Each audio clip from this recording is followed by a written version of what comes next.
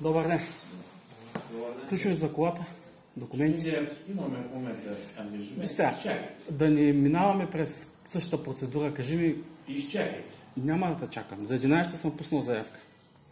Господин Денев, защо нито те познавам, нито знам кой си. Ето. Затова затвори вратата и излез навън. Я ми кажеш, че не видиш ключовите и да си... Излез навънка, господин Денев. И ми дръж такъв Ти си човека никой. Нямаш право да влизаш тук по начина, по който си влязъл. Соня, ти предупреди ли господин Денев, че имаме в момента работа? Предупреди ме, че ще създам главоболие. Тъй, айде излез да ми създаваш главоболие на секретарката, но да не създадеш и на себе си. Виж със стои поведение в момента, ма караш... В момента напусни. Напусни. Не, напусни, не дей блъска вратата, защото от предишния път е съборена. Коя бе? Там е съборена вратата. Сега, що с добре се отваряш рана, ми кажи. Пуснал съм ти за 11 часа искане за колата. Трябва ми да си свърша работата като общински съветник. Ще ми дадеш ли до ключовите? Ако няма да ги дадеш да си ходя... Ако не, ще си губим времето явно пак. Кой се хваля рани на дома, ма ти вари се оближи твоите рани? Не, се занимавай с това. Значи, в момента този човек е никой дошъл тук и прави някакви панаири, които си и него проблема. Добър ден, кмета на община Ветрово съм, казвам се Георги Георгиев.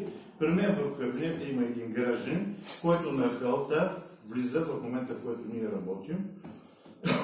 Снима тук неправомерно естествено и не желая да излезе, влезе, седна като у дома си тук и се разполага, като че ли кабинета му е бащиния. Много ви моля, предайте на Рекла Вятно да дойдат и да вземат мерки.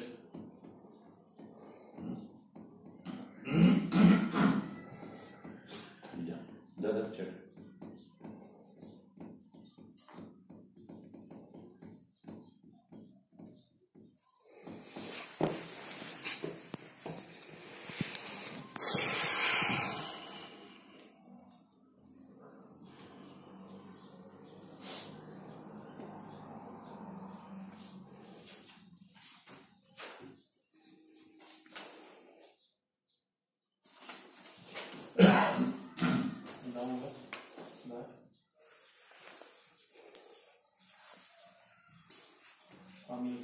Добър ден. При мен има един гражданин, който навлита в кабинета ми, без да го бъде поканен. В момента ние провеждаме тук среща с служители, имаме съвещание. Не желая да напусне, седна като дома си, снима с телефон, който няма право да снима без да е искал нашето съгласие. Разположил се и не знам какво чака. Кафе сигурно няма му сервираме, че машината е по време, но много ви моля, вземете мерки, за да бъде освободен кабинет да си продължим работата. Чакам.